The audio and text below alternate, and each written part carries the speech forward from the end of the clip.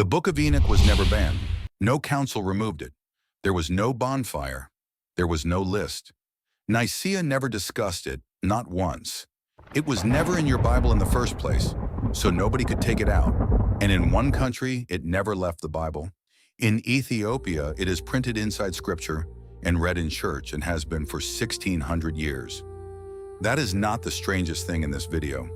There is a scroll from a cave above the Dead Sea, written in Aramaic, older than every gospel. On it, one of the giants is named Gilgamesh. A writer in your New Testament quotes this book by name. He calls it prophecy, and one section of the book has never been found.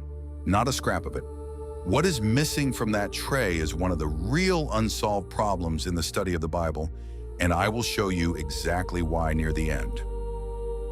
This is the Book of Enoch, not the version on the thumbnails, the real one. Here is what we are going to do. We start with the 4 lines in Genesis that this whole literature grew out of.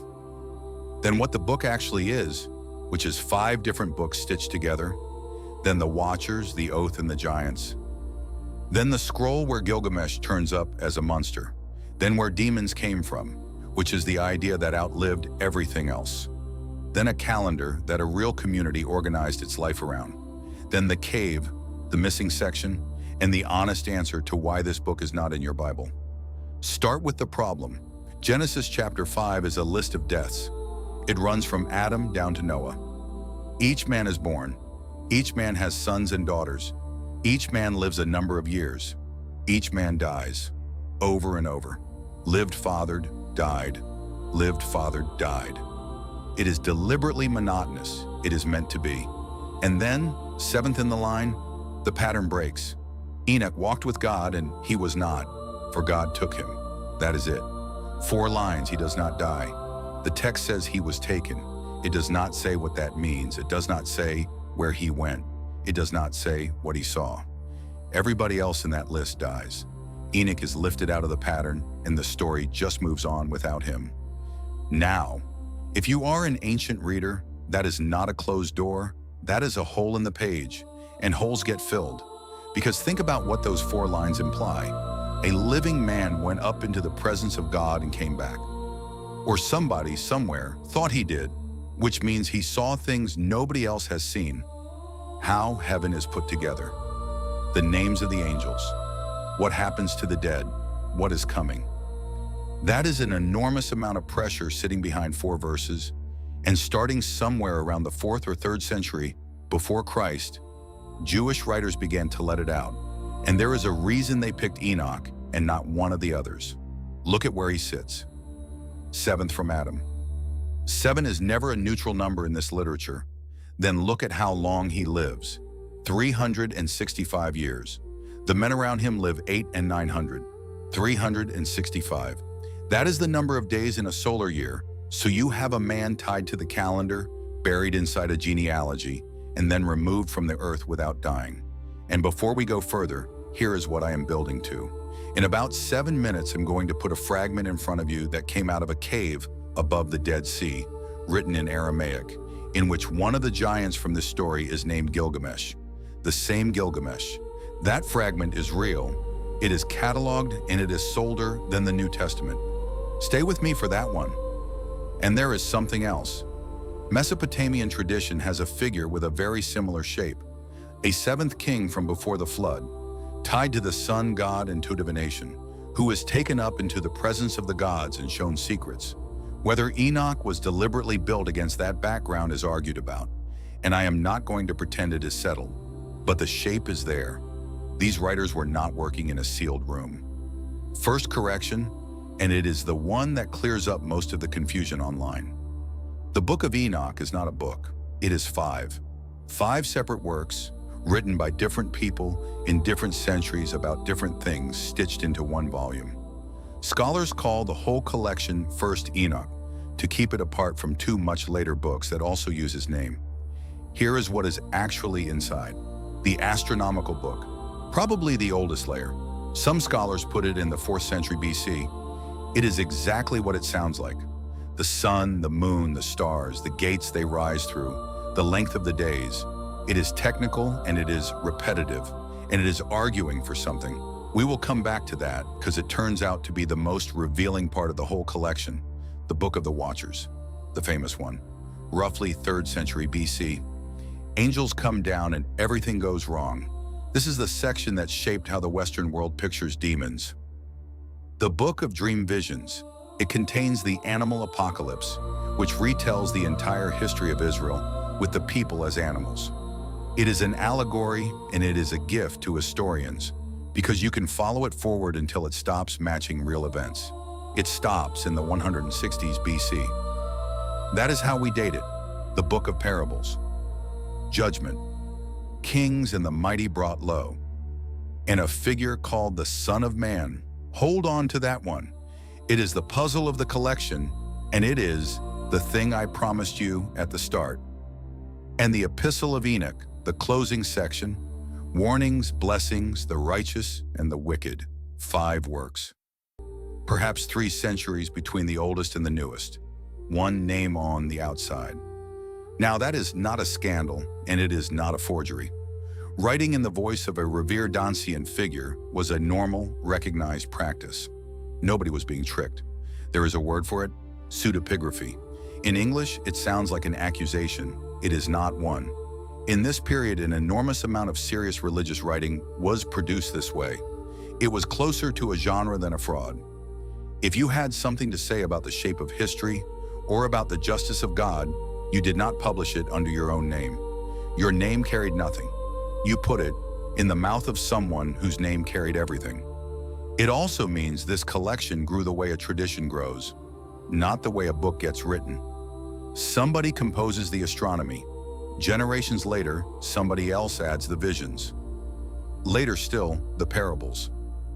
Each writer inherits the voice and keeps going, so there is no single author to find. There is no original edition to recover. Asking who wrote the Book of Enoch is like asking who built a cathedral that took 200 years, which means that when somebody online says the Book of Enoch says, the honest question back is always, which part? Written when? Now the story everybody comes for. In the Book of the Watchers, a group of angels look down at the human world, and they want it. The text gives you a number, 200. Their leader is named Shemi-Hazah, and they know exactly what they are doing. We know that because before they come down, they have a problem to work out. Shemi-Hazah says he is afraid. Not of God exactly. He is afraid that when this goes wrong, he will be the only one who gets blamed. So they bind themselves together with an oath, all of them, mutually, so that nobody can back out and nobody can be singled out afterwards. That is not a story about lust. That is a conspiracy with a liability clause. They swear it on the summit of Mount Hermon. And there is a detail in that name that tells you something about the man who wrote this. In Hebrew, Hermon means a curse, a ban, a thing devoted to destruction. The mountain where they swear the binding oath is Hermon. The writer is punning. Whoever wrote this was working in Hebrew or Aramaic, and he was doing it on purpose. Then they come down, and here is the part almost everybody misses. In this text, the great crime of the Watchers is not desire, it is teaching. They hand human beings knowledge that human beings were not supposed to have. One of them is called Asael. You will also see him written as Asael. He teaches metalworking, and the text is specific about what that means. Swords, knives, shields, breastplates. He also teaches the working of silver and gold, bracelets and ornaments, and the use of antimony and eye paint and dyes. Read that list again. Weapons and cosmetics in the same breath from the same teacher. That is not sloppy writing. The author is saying something very specific about civilization. Violence and vanity arrived together, and both of them were taught. Others teach spellcraft, root cutting, astrology, the signs of the sun and the moon and the stars, the whole apparatus of secret knowledge, and they take wives, and the wives have children, and the children are giants. The text does not romanticize them for a second. The giants eat everything the people produce. When that runs out, they turn on the people, then on the animals, then on each other, and the earth itself cries out. Now, this is the fragment I promised you. Among the material recovered from the caves at Qumran, there is a separate work about these creatures.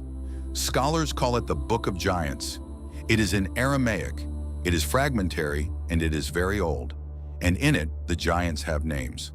One of them is Gilgamesh, the same Gilgamesh, the hero of the oldest great epic we have, the king of Uruk, the most famous name in Mesopotamian literature.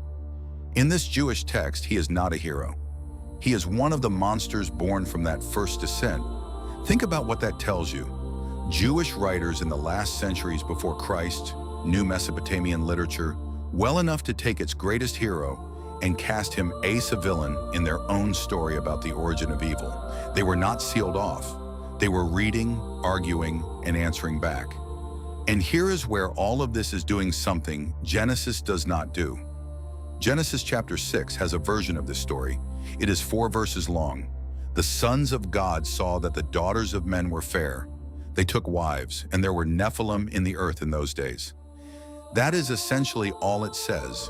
It is famously compressed and famously unexplained. Enoch takes those 4 verses and gives you names, numbers, motives, a conspiracy, a curriculum, and consequences. Whether Enoch is expanding Genesis or whether both of them are drawing on an older story that Genesis chose to cut down, that is genuinely debated, and I am not going to pretend it is settled. What happens next? The archangels, Michael, Sariel, Raphael, and Gabriel. They hear the cry coming up off the earth, and they carry it upward. Asael is bound hand and foot and thrown into the dark, into a place the text calls Dudael, under rocks in the desert until the day of judgment. The watchers are imprisoned, the giants are destroyed, and the flood comes. And then something happens that I think is the strangest turn in the whole book. Enoch, a human being, is sent to deliver the sentence to the angels. They ask him to petition on their behalf. They cannot do it themselves. So the man writes their appeal and he carries it up. It is refused. That is the story. And it is worth saying plainly. This is a serious piece of writing about how evil got into a world that was supposed to be good. And its answer is that evil came down from above and it was taught. Now the part that outlived everything else in the book. The giants are killed, but the text says their bodies die and their spirits do not. Because they were born of both heaven and earth, their spirits have nowhere to go. They cannot be destroyed and they cannot leave. So they stay here, and the text calls them evil spirits. They afflict, they oppress, they attack, they cause destruction, invisibly, permanently, until the end. That is, as far as we can tell, the earliest full explanation in Jewish literature of where demons come from. And look at what it actually says, because most people get this backwards. Demons are not the fallen angels. Demons are the dead children of the fallen angels, stranded between two natures with no death available to them. That idea traveled. It runs through Second Temple Jewish writing into early Christian demonology, and from there into 1,000 years of European art, theology, and folklore. Most of the people who inherited that picture of the world have never read the book it came from. A lot of them have never heard of it. That is a genuinely strange fact about Western culture. And it is a far better hook than banned, and you can actually watch the idea spread in the surviving literature. There is another Jewish text from roughly the same world, the Book of Jubilees, that takes the story further. In it, the spirits of the dead giants start destroying Noah's descendants. Noah prays, and the answer he gets is a compromise. 9/10 of the spirits are bound. 1/10 is left loose on the earth under their chief. And along with that, Noah is given the knowledge of medicines and healing herbs, so that people have something to fight back with. That is an entire worldview being built in front of you. Illness, madness, sudden misfortune, all of it explained, all of it traced back to that first descent, and once you have the explanation, you get the response. Protective formulas, the names of angels invoked against named spirits. The whole apparatus of warding. None of that is in Genesis. Genesis gives you 4 verses and no mechanism. This literature builds the mechanism, and the mechanism is the part that God inherited back to the astronomical book. On the surface, it is the dullest section in the collection. It may be the most revealing thing in it. Page after page of the sun rising through gates, the moon waxing and waning, the winds, the length of the days. It reads like a technical manual because that is what it is.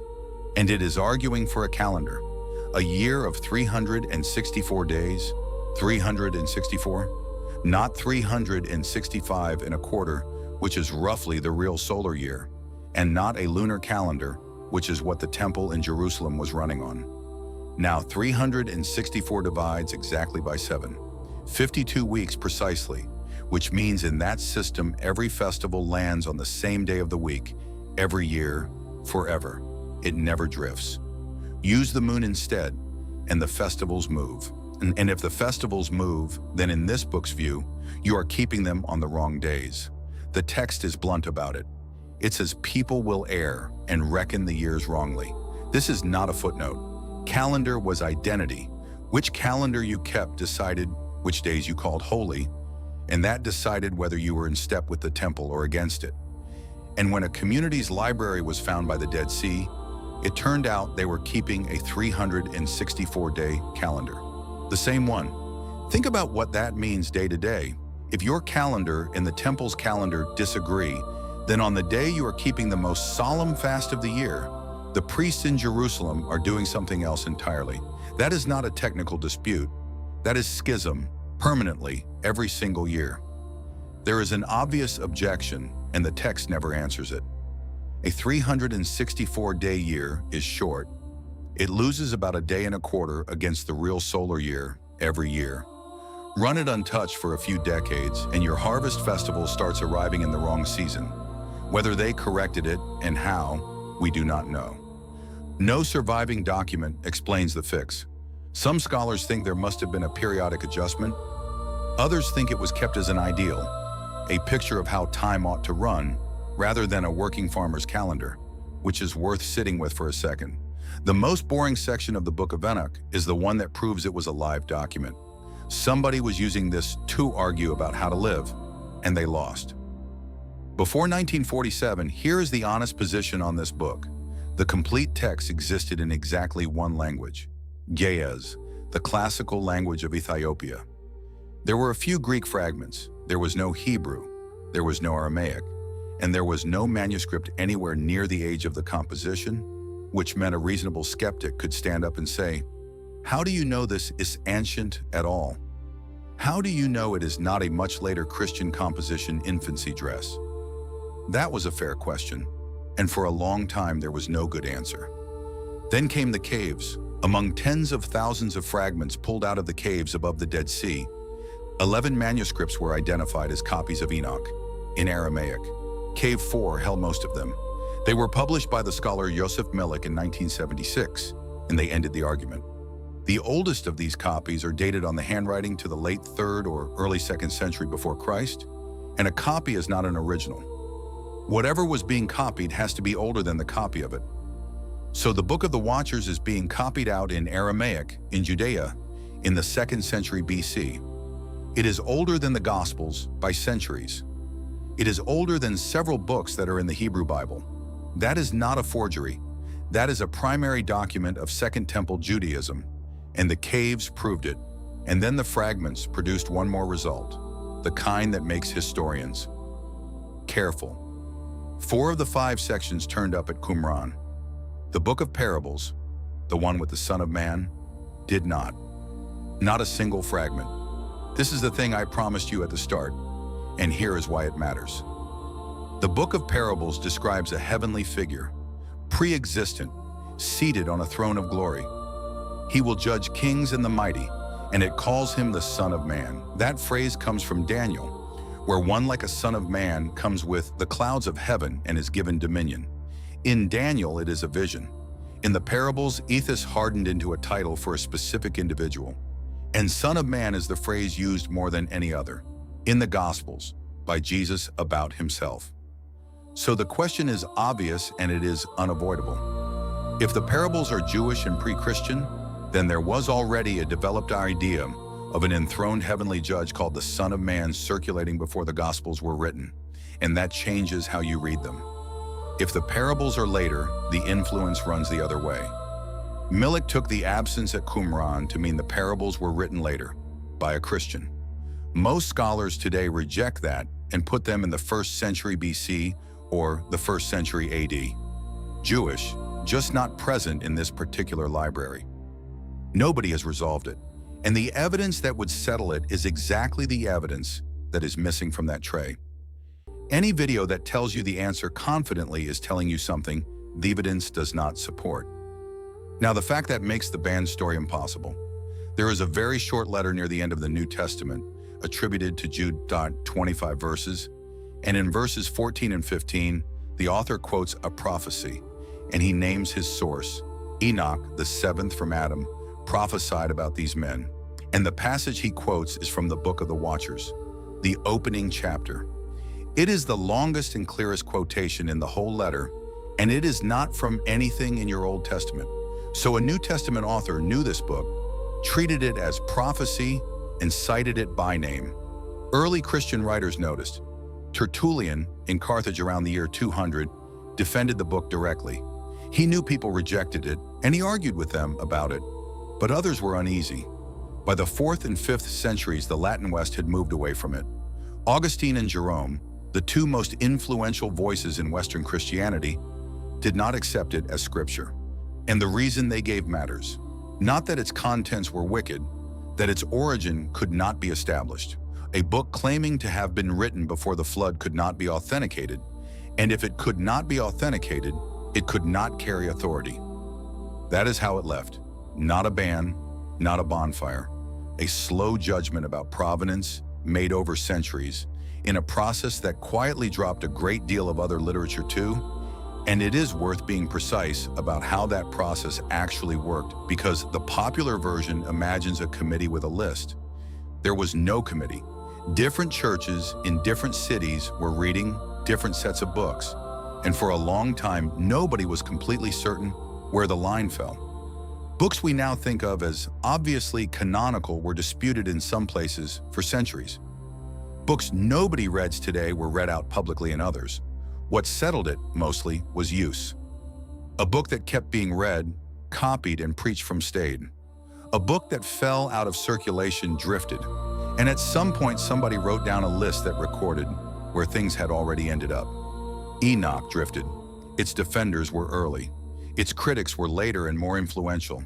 And the specific objection that a book claiming to predate the flood could not be verified was very hard to answer.